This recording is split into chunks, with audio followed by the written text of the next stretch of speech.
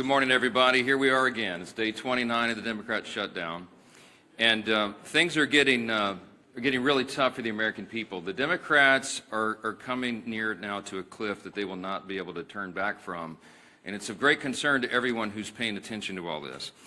You will note that more air traffic controllers and TSA agents and park rangers are about to go without a paycheck. You've got families and children that rely upon SNAP benefits that are going to go hungry here at the end of the week. You've got more critical workers, by the way, including the people who are the stewards of our nuclear defense arsenal, who are forced to stay at home as the government remains closed. The Democrats own every one of these consequences. So we want to point out a couple of important facts this morning for you. It's no coincidence that polling this week confirms that over 70% of the American people believe the Democratic Party is out of touch. And amazingly to us, still every day, they turn their backs on more and more hardworking American families to prolong their pain. And that is exactly what's being felt here. It is incredible to us that they've now voted 14 times between the House and Senate to reject the clean, simple funding bill that would simply reopen the government. 14 times they have thumbed their nose at the American people in spite of their pain that they themselves have acknowledged. And as we've explained here, the motivation behind that is very clear. And this is why the polling is indicating what it is. The people know the Democrats are responding to fear. It is their fear of the most radical far-left voices in their party that has made them decide to obey the demands of the far left and to shut down the entire government and thereby inflict all this pain on the people. And almost comically at this point, the Democrats are still out trying to convince you that this is somehow Republicans' fault. But the facts are the facts, and the American people can see that very clearly. They see the truth. We brought you a handy scorecard here so you can, follow the votes. I mean, this is very simple. The votes to pay the troops and federal workers and continue SNAP benefits and get air traffic controllers and Border Patrol agents paid. This is the vote tally. You see the dates here. The House did our work back on September 19th, and Republicans voted yes. Democrats voted no on all those things. And the Senate has now done it an additional 13 times. These are the votes. No one can say that this is in any way the fault of Republicans. We have a clean, simple bill, and everybody knows it. House and Senate Democrats are openly admitting that this is their shutdown. You have seen the highlight reel of all of them stumbling into admitting that. And yet they're also incoherently claiming that the shutdown is somehow on the fault of the other party. And the people aren't buying it. And that's why the polling continues to show that the approval of Republicans in Congress is rising with each passing day. And the Democrats, at the same time, Democrats in Congress have the lowest approval rating they have ever had since polling began, since recorded polling began on these metrics. And here's just an example yesterday. For example, CNN polling showed yesterday the approval of Republicans in Congress is up 8% since the shutdown began among independents. I mean, that's an important metric because people are paying attention. They understand what's happening and they see who is responsible. It's a really important thing to watch. Ronald Reagan used to remind us that you can always trust the American people, and we do. We trust their intelligence, and we trust their understanding of basic civics. In fact, we trust the American people's understanding of civics far more than the Democrats in this building right now.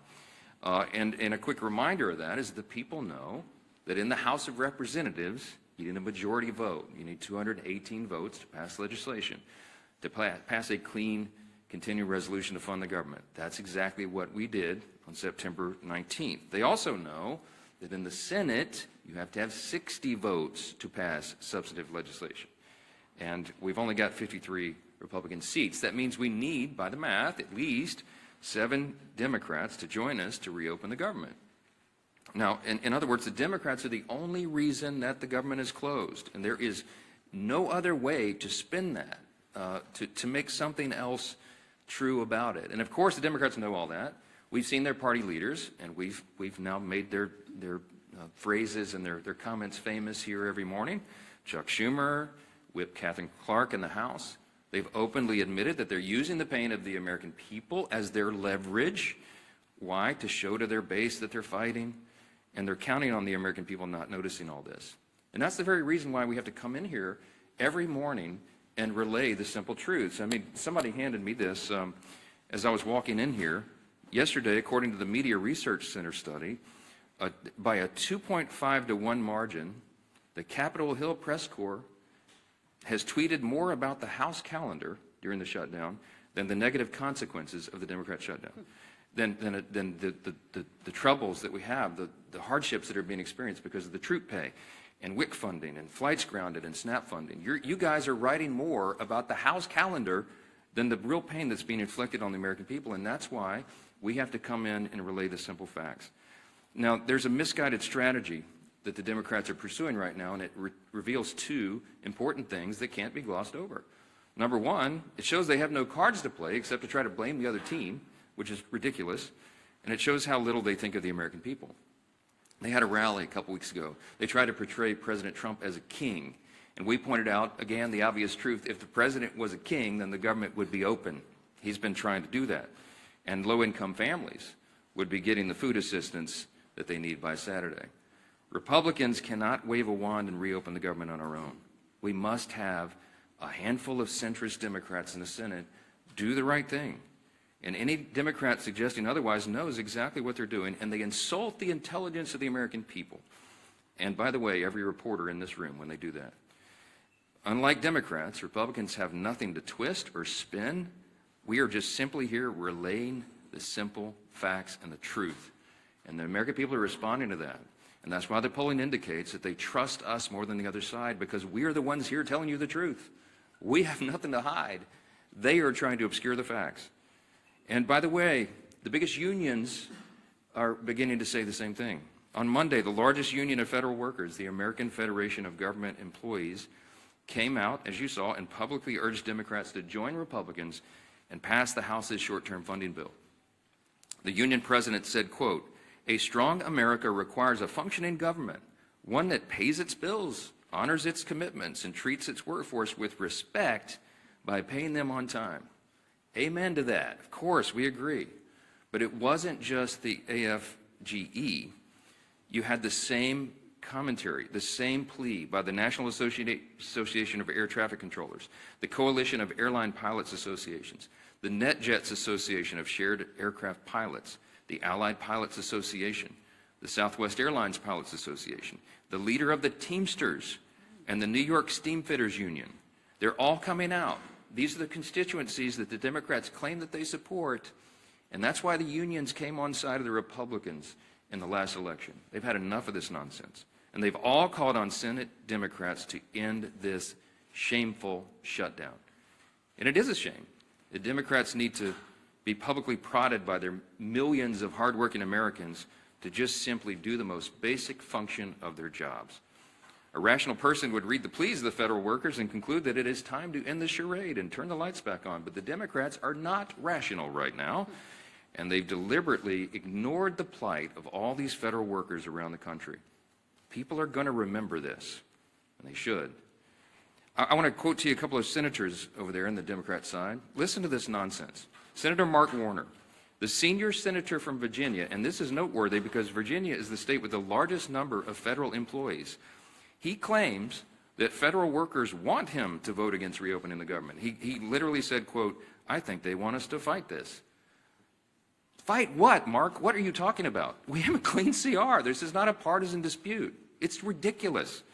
Senator Tim Kaine is the junior senator from the same state of Virginia with the largest number of federal employees, and he said, quote, "I work very closely with them, and the AFGE would not want us to cut a deal."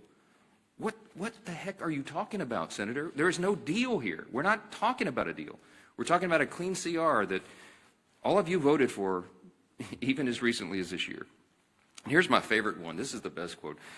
When asked about the AFGE statement from the big union, Senator Jeanine Shaheen said, quote, "I had a conversation with the president of AFGE earlier, right after the shutdown, and that was their position then." So let me just translate for you. Senator Shaheen spoke with the head of the largest federal employee labor union. The president of that union explained to her the harmful effects of a shutdown, and then Senator Shaheen went out and voted to close the government anyway, and continued to do that more than a dozen additional times.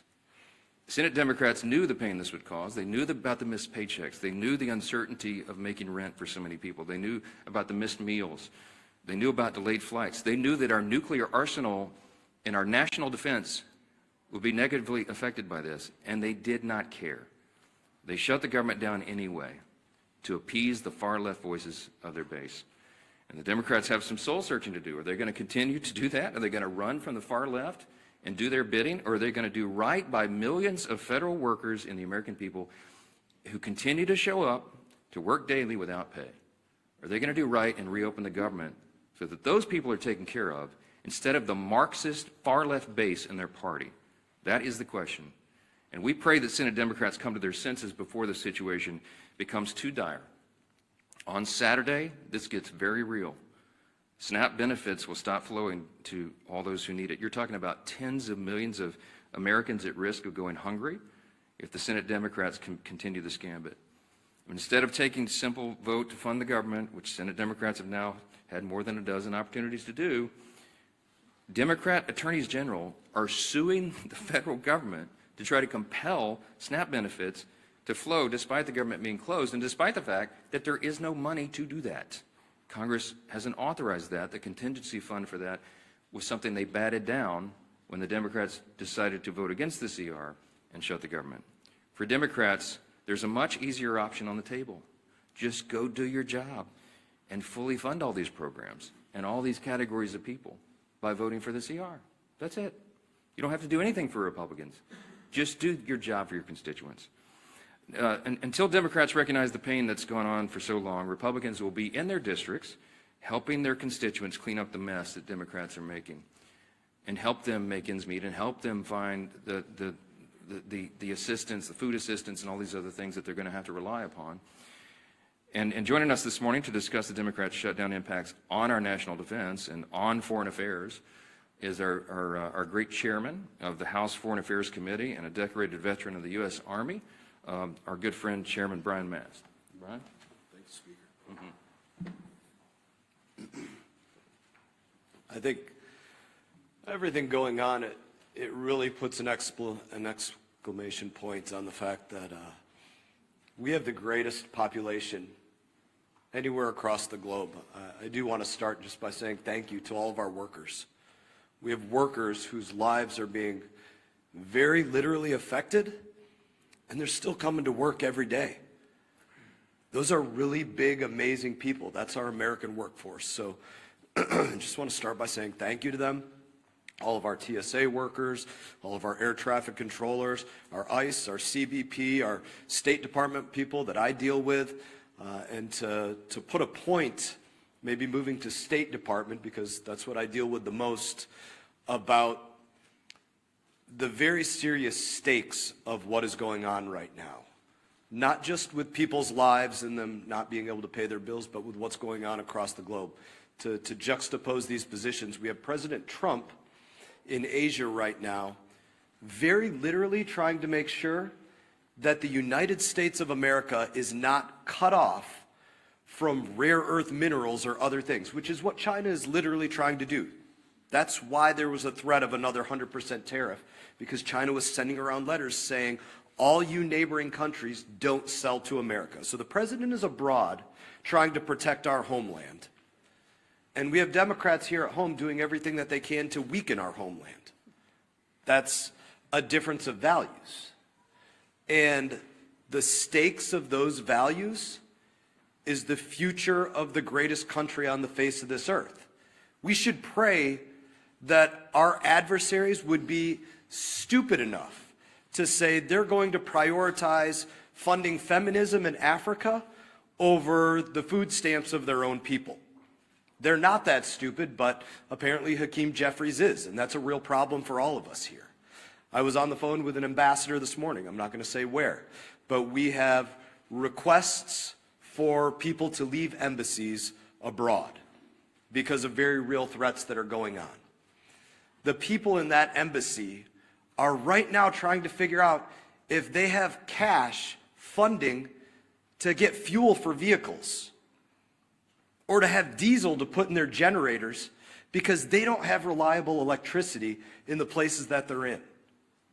Those are the real world consequences. While they're also worrying about their paycheck isn't coming in, can their family back home buy groceries, pay their bill for student loans, pay for the fuel to get their kids to school, or the tuition at their children's school, or all the other things that they have to worry about while they're worrying about, can they even get out of country? So those are the difference of values. I guess I would close it by saying this. We need 5 Democrat senators to pull their heads out of their asses and go work for the United States of America. Thank you, Chairman Mast. Thank you for your service to our country and for keeping the focus where it needs to be on making sure America stays strong in the midst of turbulent times. And, you know, what's so sad about this shutdown is that we don't need to be in these turbulent times. It was a self-imposed wound that Hakeem Jeffries and Chuck Schumer have imposed on the country. And if you look over this last month of the shutdown, you've seen Democrats literally playing a Dr. Jekyll and Mr. Hyde game with the American people. On one hand, they'll try to say, it's not us, it's the Republicans. Gee whiz, as the speaker talked about, oh, they control the House, Senate, and White House, when they know that they are the ones that are shutting the government down. And then on the other hand, Mr. Jekyll's side, they're saying that they know that they're causing pain on the American people. They admit that there is suffering, but they're doing it for leverage. So you can't have it both ways, Chuck Schumer. You can't wake up one day and say you're going to try to blame it on the Republicans, and then on the next day, you're trying to say that, gee whiz, we know that we're causing these problems. They're admitting they're causing suffering on people, but they're doing it for leverage. And they can't even explain what that leverage is, because they just need to show their radical base that they're having a fight with Donald Trump. It's all it's been about from the beginning. You really want to know who's calling the shots in the Democrat Party? You saw it on the stage this past weekend. Bernie and AOC on the stage with the new leader of the Democrat Party, Mandami. Maybe Chuck Schumer's waiting for Mandami to let him know when he can open the government back up again. But families can't wait, because the real suffering is going to begin. It's already been happening, but it really hits home this weekend when SNAP benefits run out. And they know that. But I'm going to go through some of the lies, the myths, the things that they say when they know better. Chuck Schumer just yesterday said, quote, Republicans are in charge of the White House, the Senate, and the House, but they're refusing to do their job. Now, Chuck Schumer's been in Congress since the 1980s. And he knows that every day he's been there, there's been a requirement that you need not 51, not a majority like we need in the House. He was in the House where you did need a majority, and then he went over to the Senate where it's always been a requirement that you need a supermajority. And in fact, when they changed the rules, it's not a standard or a custom, it's an actual Senate rule that you need 60 votes. The rule used to be higher. And in 1975, many of you might have thought Chuck Schumer voted for that rule. He came in just a few years after.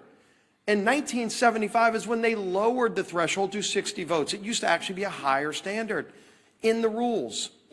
And so every day Chuck Schumer's been in Congress, it always took more than a simple majority, in fact, 60 votes to pass these kinds of bills through the Senate. And he knows that. So you'd ask, well, why is he trying to lie and mislead the American people? When he makes a statement like that, he knows he's trying to mislead the American people. And yet on other days, he does admit he knows he's causing suffering, but he's doing it for leverage. And so this game back and forth is what the American people are sick and tired of. Hakeem Jeffries, quote, we didn't view the current bill as anything other than a partisan Republican spending bill. He knows good and well that it was a clean CR. If Democrats still to this day don't know the difference between a clean CR and partisan bills, did they stop reading the bills?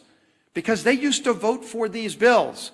Just since 2017, go look at the facts. Speaker likes talking about the facts. Facts are important here. Since 2017, 30 different CRs, 30 times CRs have moved to keep the government open. And do you know 29 of the previous times Chuck Schumer's voted yes. 29. This 30th time is the only time Chuck Schumer has voted no. And of course you'd say, well, then what's changed if he's voted? 29 out of 29 times before this, he voted for clean CRs. What's changed? This is a clean CR. What's changed is the Democrat Party has changed. Mondami is now running the party. That party has changed.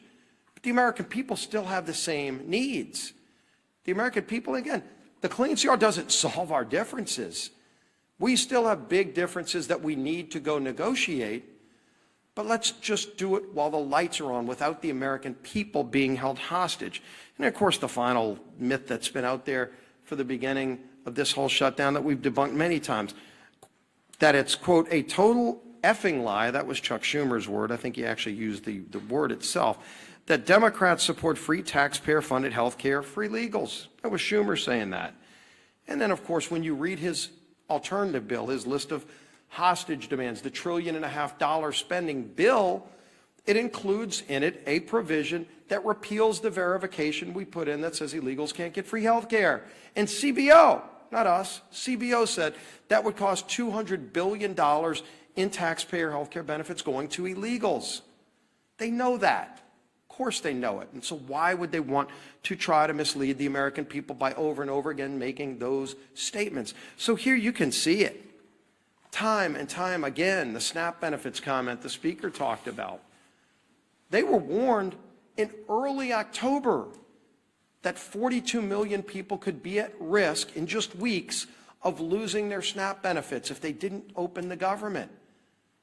They knew that, and they want to play this game of chicken, this Jekyll and Hyde, one day trying to blame everybody but themselves, and then the other day taking ownership and admitting they're causing suffering, but they want to do it for leverage. You can't have it both ways. And more importantly, the American people are feeling the suffering. And this weekend, that suffering gets worse.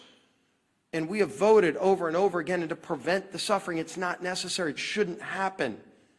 And there's a way to avoid it. All they need to do is today, just 5 Senate Democrats need to get courage and say, we're not going to take our orders from Mondami or whoever else it is that are calling the shots over there. We're going to do the right thing and open this government back up so we can get into that negotiation over all of our differences, which are many, but just don't hold the American people hostage while that goes on.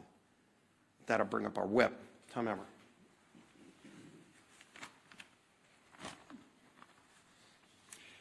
The Democrats have no leader, no vision, no message. And nothing proves it more than the chaos they have caused with their needless government shutdown. We are now 29 days into this mess, and the Democrats have contradicted themselves every turn with no exit strategy in sight. They've tried to make their shutdown fight about health care, while simultaneously demanding that we cut $50 billion in rural health care and give taxpayer-funded health care to illegal aliens. Not to mention the Americans who are suffering right now because critical health care services have been put on pause due to the Democrats' shutdown charade. On the issue of SNAP, Democrats are bending over backward to oppose Trump, using taxpayer dollars to fund frivolous lawsuits. Meanwhile, they are the ones causing people to lose their SNAP benefits by refusing to reopen the government. Remember, all of this could have been solved in a matter of 5 minutes by 5 Senate Democrats if they would do the reasonable and right thing by supporting our clean CR. The same CR that they supported just 6 months ago, and as we've said over and over, that they passed 13 times under the Biden administration.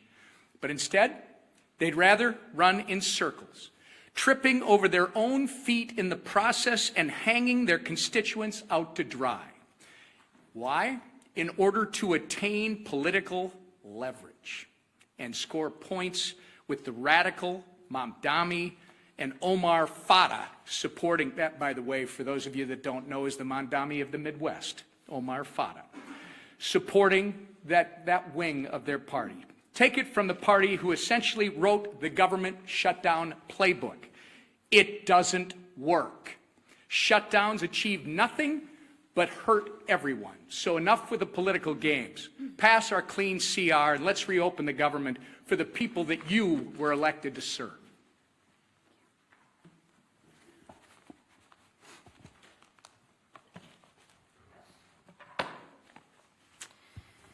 Well, good morning, everybody. Good to see you again. Let's get one thing straight right out of the gate. House Republicans did our job. Senate Democrats didn't. It's that simple. More than 1 month ago, under the leadership of Speaker Mike Johnson, the House passed responsible legislation to keep our government, your government, open. Meanwhile, Senate Democrats voted again and again to keep it shut down. So before anyone throws around cheap insults like one Democrat member did on social media this week, and I'll just read it. Lazy Mike Johnson has made himself irrelevant and pointless. You know, I always find that funny. When you can't beat us on the issues, what do children do? They personalize it. And that's exactly what this member is doing. He can't beat us on the issues. So he wants to attack our leader, who has done a remarkable job, and personalize it. We're not in 6th grade anymore. But maybe for some people they are in 6th grade. But let's remember the facts. Republicans acted. The Democrats stalled. Mike Johnson has shown leadership, discipline, and focus. And what's lazy, I'll share with you what's lazy, is Democrats refusing to do their job and blaming everyone else for the problems in which they created. Because what Democrats are doing is wrong. And Americans, real Americans, hardworking Americans, are getting hurt. I, for one, have had it. And I don't think I'm the only one out there. On Sunday, a Democrat House member admitted to the Wall Street Journal that his party is being pushed by far-left groups. He said the quiet part out loud, everybody. He said what we've been saying forever. He said Democrats were lying to the American people about the reason behind the shutdown. Well, that's a shock, right? It isn't for health care. It isn't for health care, because if it was about health care, they wouldn't have stripped the $50 billion rural health care fund. I mean, come on, Democrats, get your stories straight. At least get a good story that you can spin to the American people, but you can't even keep your story straight. Listen, what the speaker said, Ronald Reagan was right. Trust the American people. And you know what? I'll say it again. When the facts aren't on your side, you have to personalize it and you have to lie. But the question right now is, at what point is the pain of the Americans going to outweigh the radical cries of their base? It wasn't when our troops almost didn't get paid.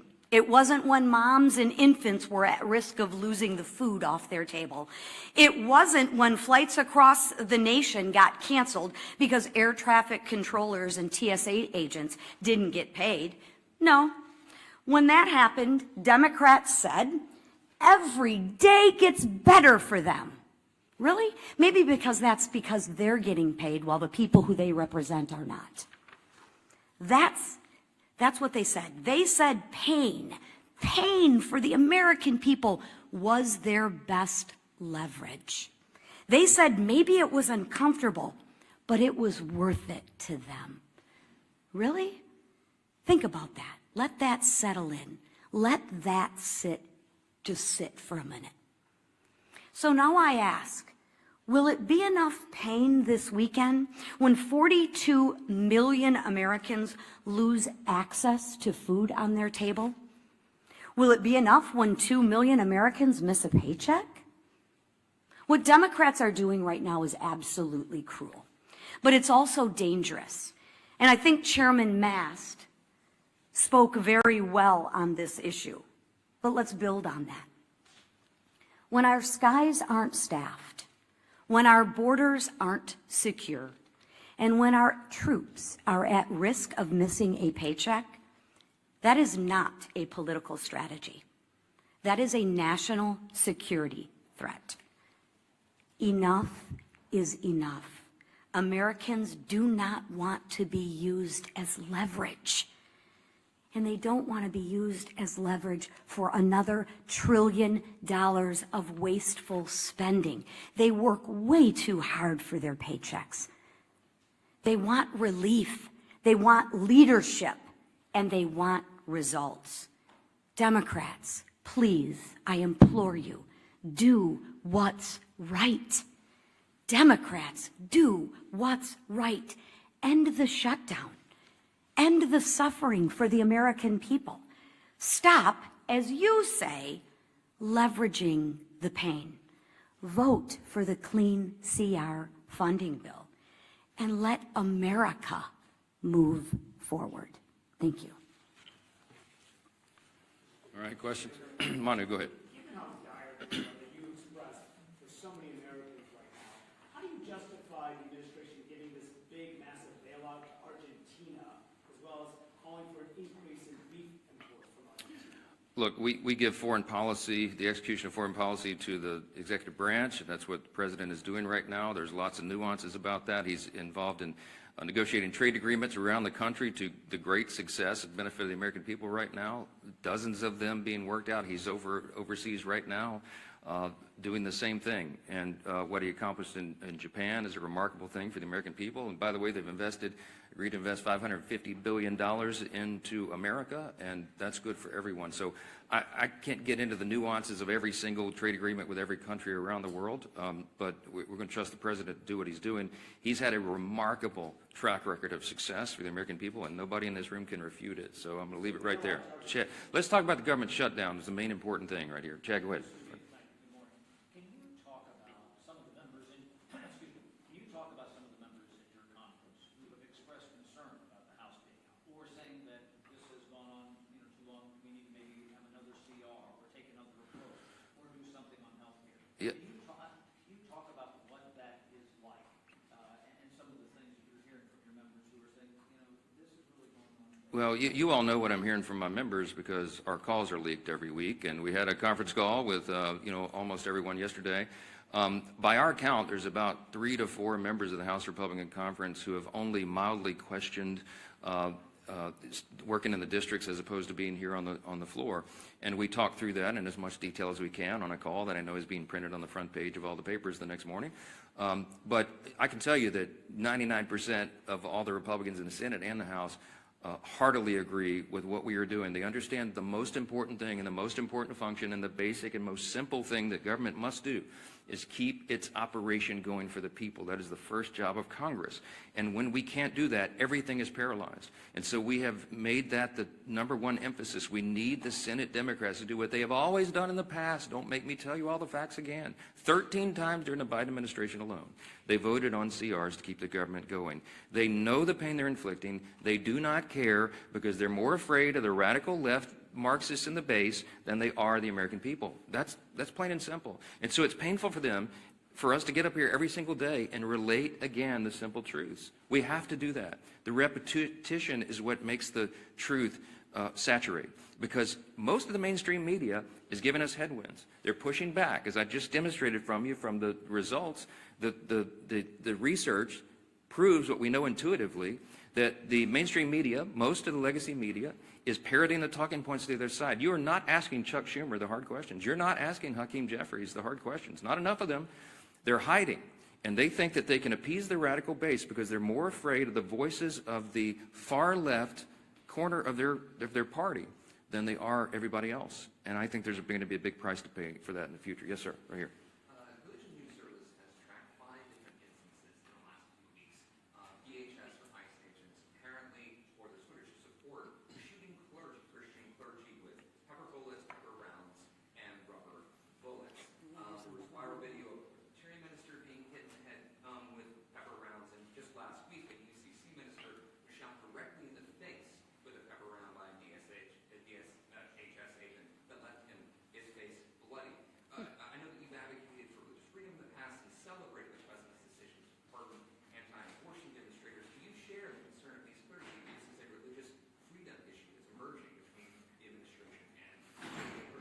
I can't comment on any of those instances. I haven't seen or heard any of those videos, so I'm not going to comment. But I would say, hold on, wait a minute. Let me answer you. Hold on. Thank you. You asked the question.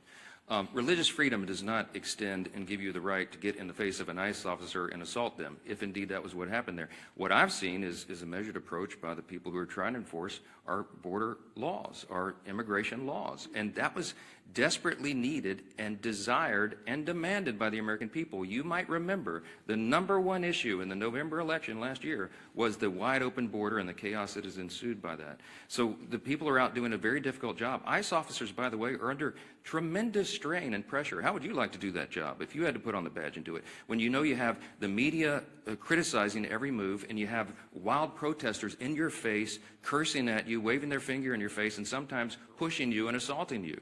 Okay, it's a dangerous, risky job. Thank the Lord that there are people who are willing to do that difficult job, to put on the badge and show that kind of courage. We should be on the side of law enforcement, and anybody who's trying to disrupt those operations, they need to be handled the right way. Now, look, all of us want the law to be enforced. We are the rule of law party. Chaos is not an American virtue.